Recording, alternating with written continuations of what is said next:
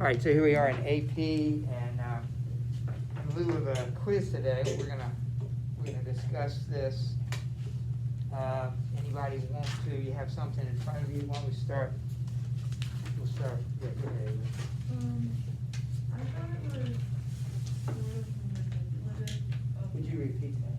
I thought it was sort of manipulative of Willie, like, after the three boys died from the fire escape falling, and he was like, he didn't want to cash in on the book instead of the book, but he went to the funeral and it said he stood in the back modestly, but I think he really knew what he was doing, because then, like, a bunch of the women started crying, and one of the dads of one of the children who died, like, saw him and was like, we're punished because we didn't vote for Willie, he's our hero. So I thought he was being sort of manipulative by going to the funeral and showing them that they chose the wrong person. Yeah, somebody else, I think it was Clayton, in the last period, said that he was put off by Willie, by the father, who had lost one of the children, who pointed to Willie and said that didn't seem realistic to him, that he'd be more concerned about his child.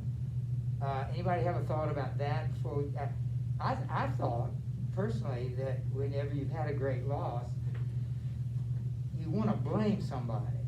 And I would be tempted maybe, at that point to realize that it was so clear that this guy told us not to build it, we built it anyway, we voted for this guy, and this guy should have won it, my daughter would be alive now. You actually hear that same argument. It's a terrible argument, but you hear that same argument in our current politics, that if certain things had been done or not been done, these people would be alive. It's like someone has blood on their hands. I mean, we're watching. You're saying a politicalization of this tragic event. Well, we're living in a time where everything is politicized. Every event is, how can we use this? There's a political expression called "Don't waste a crisis."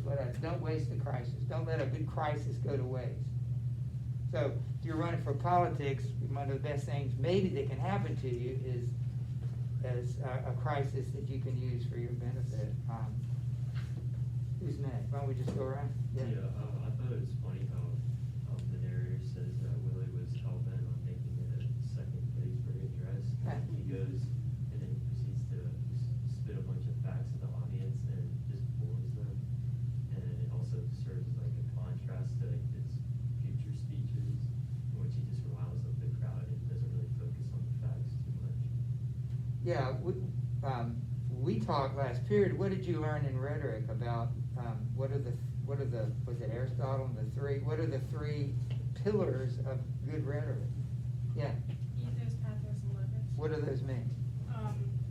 Supporting your own character. Which one? That's ethos. Pathos is appealing to the audience's emotions, and logos is the use of fact.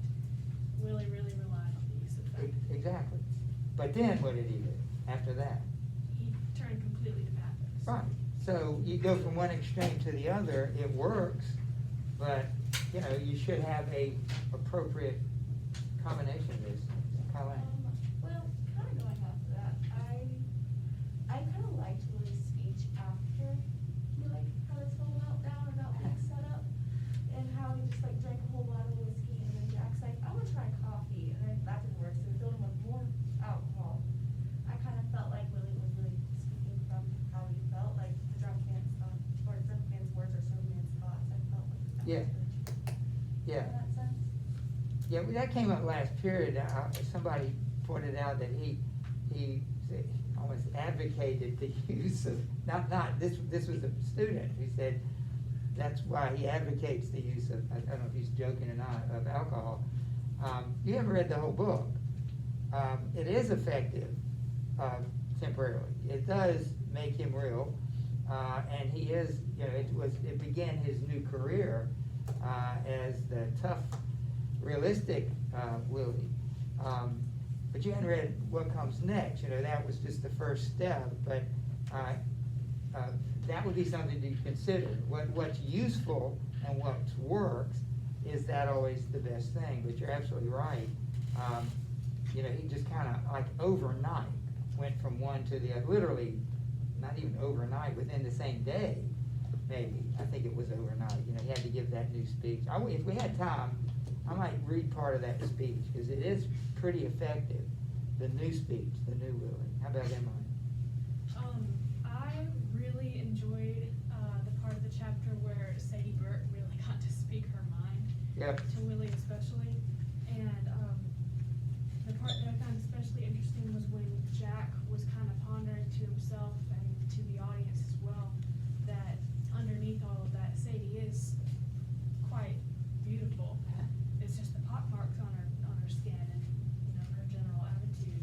But I think it's interesting that she's the opposite. She really is beautiful and is covered by this excess layer that makes her less welcoming than she could be. Whereas Willie, his outside kind of seems pretty welcoming and he's a pretty manipulative man. And it's just completely flip-flopped. She's less approachable because of her appearance. He's more approachable because of his and his outward demeanor. And they're completely different people in terms of character. And as you get to know both of them in the story, he becomes a lot more like her. You know, because it works again. But the way she approached, I thought that's a really good point. I wrote it at the bottom of the page.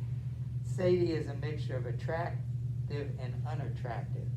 And to me, that could describe every character in the book. In her case, she's physically unattractive, and yet she's physically attractive. There's something he finds weird about that, but it's true. And every character you could find, I think Willie. There are things about Willie, the first Willie, the young Willie. He was right about that fire escape, and maybe somebody will talk about his approach to law school, which I thought was very interesting. He was right to do the work, to read the books, to really learn. Then he realized I didn't have to do that. I could have gotten by without doing it, and then which becomes his kind of philosophy after that is what works. You know, that's all that matters is what the end, whatever end. I can do anything or not do anything, whatever gets me there, and I'm successful. I think that's part of his tragic flaw. Yeah. In the first chapter, I'm gonna go back to the first chapter. I thought it was interesting how Willie was at this high point in his life and he was really popular, and like Jack would just do all the work for him, and like he would tell him to do the work for him. And then in the second chapter, when Willie was drunk, he was at this kind of low point in his life, and Jack still helped him through that even when he wasn't working for him at that time. Who still helped? Jack. Yeah. I think it kind of shows Jack's good character, just like helping him through that time, and like instead of just in the first chapter, just when. Why is Jack attracted to Willie? What is it about Willie that he likes? I remember he goes up there before Willie was Willie, and I love the way he handled those guys on the bench there in downtown Mason. Was it Mason City? Yeah. Yeah, he showed that he was fearless. You felt, did you ever, at any point, you've never read the book before, did you feel it was going to become sort of a racial, like that's going to be the major issue? It never does. And at that point, you see Willie is the one who isn't racist. He's the one who wanted to do the right thing. I don't know how you can not like that, and yet we see, as you get to know him, things that we don't like about him at all.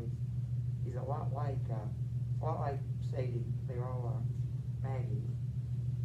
Well, you kind of already said this, but I thought it was really interesting that when Willie realized that politics wasn't just about it wasn't about what you know, it's mostly about willpower and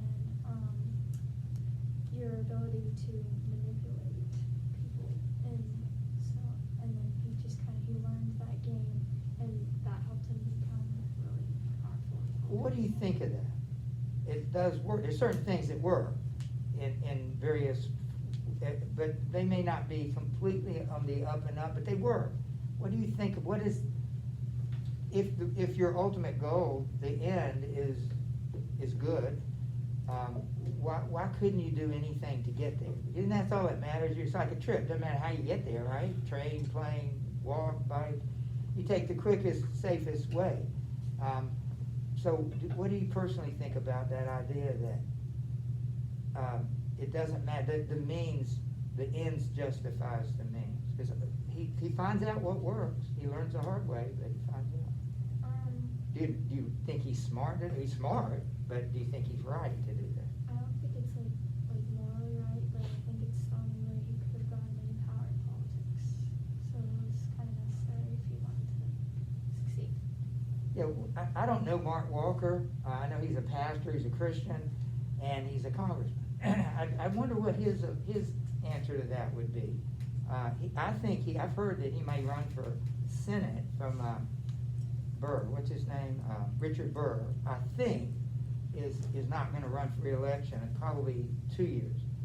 And I've heard that Mark Walker would be about 50 people who want that job on both sides. But I just wonder what he would say. That how can you be successful in politics and be a Christian and know that there are certain things that are right, certain things that are wrong, no matter how good your end is, you shouldn't take this or that approach.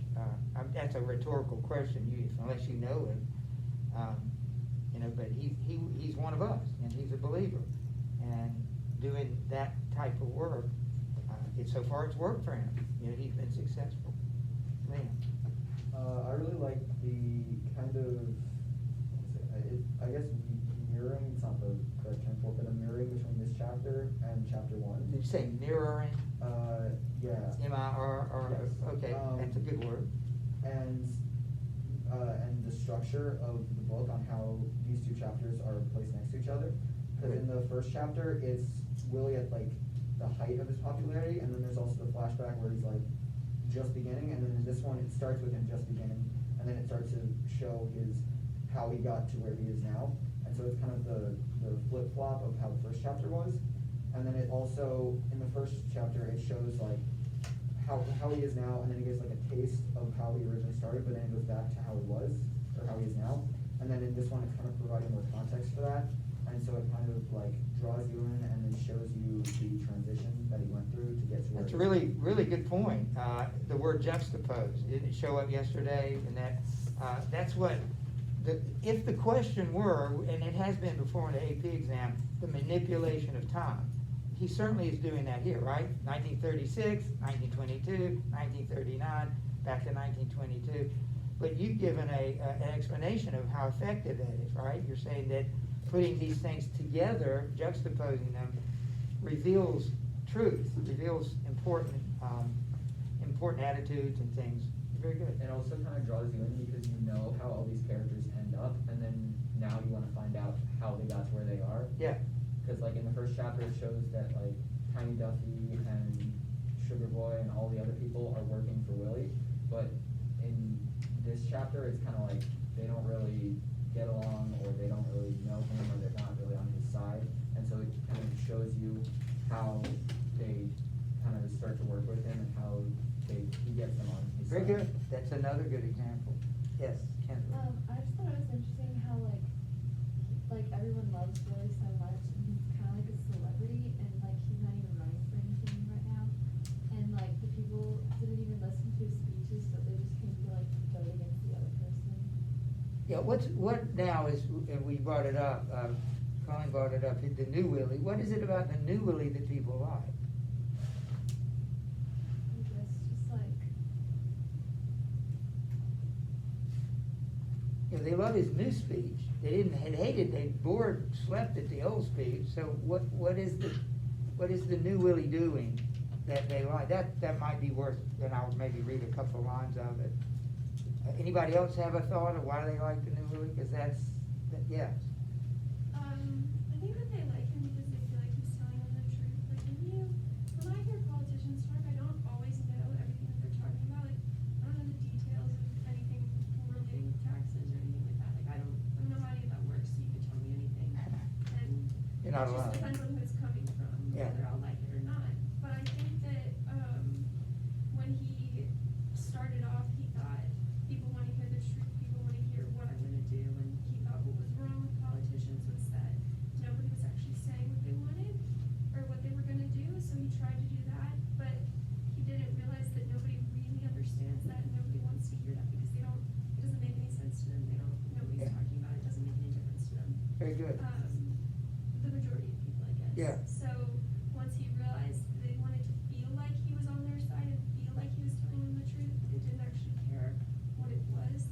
So what do you personally feel about voting for somebody or not because you like them, just as a person?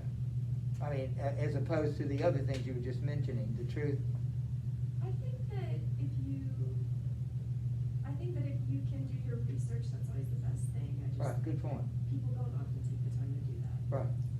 I think one of the most unlike persons in the Bible is Jeremiah.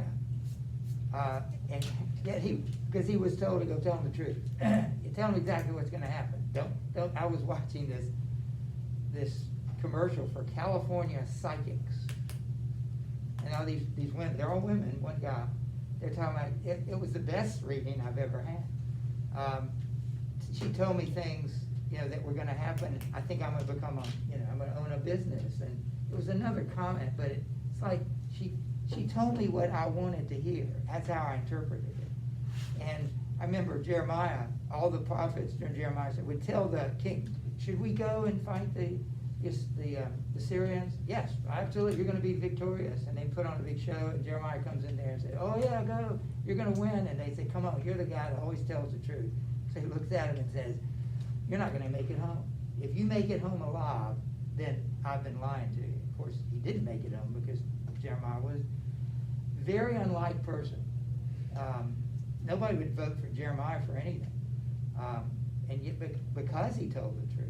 So that's the dilemma as a voter, and we all have is, what is the truth? My goodness, that's the least we can expect, isn't it? But apparently it's not. Karen. Something I found kind of interesting was the first time that Willie was manipulated. It wasn't really like that obvious, and it didn't really have a huge effect on. Well, I guess it did because it kind of jump-started his career. Was the newspaper that Jack was working for? It says on page 90, it describes how Jim Madison, the editor, had this whole plan to kind of disrupt the political system and start tearing it down, or tearing down the incumbents and stuff who were corrupt and kind of running the system before, and they kind of used Willie as a martyr to show how he had tried to stop the school from being built, and then look at what happened, and then Willie was still trying to protect the people and stuff, and so they kind of manipulated him, but it ended up working out for Willie's good because it gave him the start that he needed. Somebody over here talked about manipulation, how the people kind of manipulated the funeral. But you're saying Willie's being manipulated too. By the way, what is the purpose of journalism? Is it to pick a favorite and try to get that favorite? Or is it just to tell the facts and the truth? Even in this book, even 60 years ago, you're telling me, and I think we all saw it, the paper is picking favorites. The newspaper is picking Willie. They're trying to root out the bad stuff in Mason County. Is that the purpose of journalism? I thought maybe it was journalism supposed to just tell the truth as it is. Here's the news, you make the choice. Again, that's exactly what we're facing right now, but it's not new. I don't think there's ever been a newspaper that wasn't biased ever, or a journalist, because we're human beings. But that's a really good point. Yes, Sophia. Yeah, so I think you could also, instead of just comparing Willie's two speeches in this chapter, you could also compare his last speech to the speech in chapter 1, because in chapter 1 he kind of manipulated the audience by coming across, giving his point by saying, I don't want to make a speech, and I'm not even going to ask you to vote for me. So he kind of made himself appear as humble, but then in the last speech, even though they're totally different, he even was like, I'm not going to read you guys a speech, you guys know what the state needs. So he kind of started them off in similar ways, even though they were super different, because in the second speech, he roused the crowd, and even though, he approached it in the same way, but different types of manipulation. So, the first one, he appealed to the crowd, in a way of, in a manner of humility, but in the second one, he was just super truthful, and, he gave a fire. So by the first speech, you mean the first one we see in chapter 1? Mm-hmm. It's actually, of course, the second speech, because the first speech, but now that we get, very good point. I've never thought of comparing those two speeches. We don't have that many speeches. There are a couple of others. So, that would be, if you had to write a paper on this, you could just use these speeches as kind of a base. That's a really good point. he's always manipulating, he's always politicking. But some people think he's doing good, he's getting rid of the corruption, and yet what? He's corrupt himself. So, yes, Maria. I think something that just kind of made me dislike Willie even more was the fact that he, he felt manipulated by the people who were using him to like split the vote, but then he kind of turns around and manipulates Sure. people with, just his emotions or like speaking, and then also just the fact that this is like a lot like what Avery said, but he used like the fact that there was just a whole disaster at the school and like that people died, and he used that for his political gain, and then also just like, I don't know, he got drunk and then just made a really good speech, but it's like, do you really want to have to point to those things as your success, or like the things that made you successful, like as or like respected leaders? I don't think I'd want to have to say, oh yeah, they were successful because they got drunk and made a speech. Like, that doesn't make me respect him. So. Yeah, he's also very,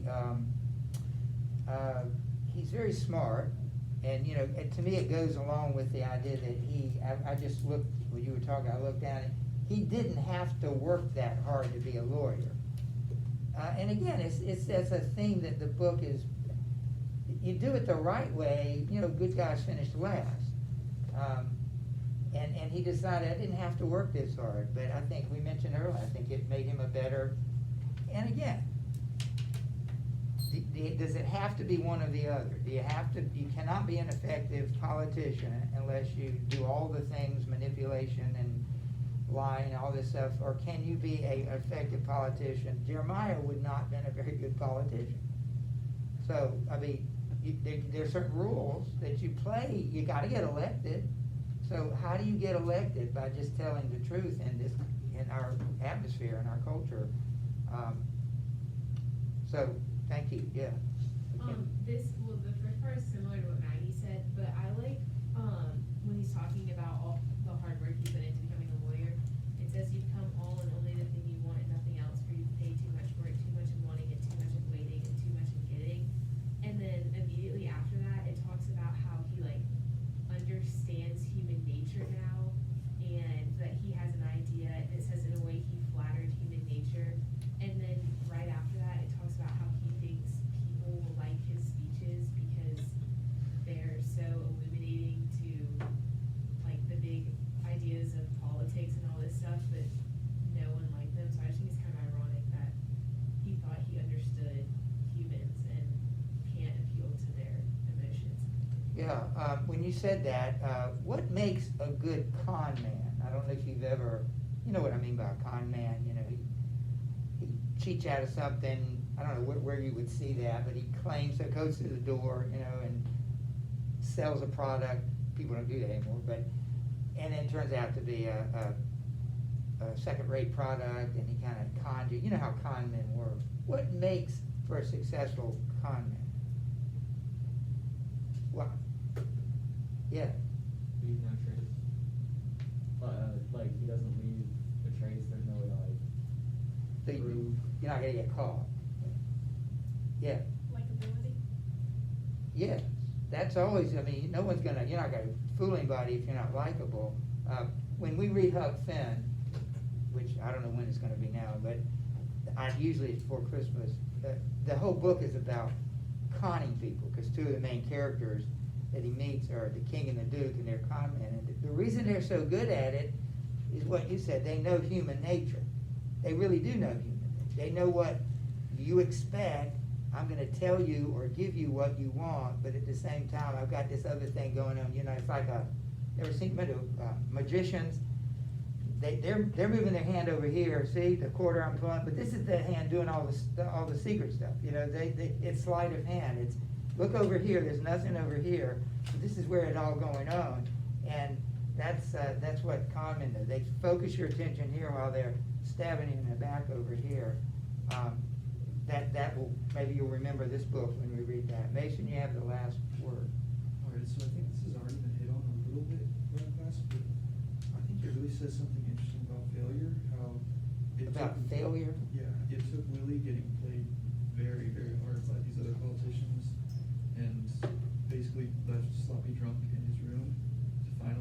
get the wake-up call about how to play the game sort of politics, and so I just thought that was interesting how strong he was able to come back from that, and how it was him at his lowest point when he was able to figure out. Well, you've looked at it from the bright side, and I think it's very, very appropriate. It is, look how he overcomes failure.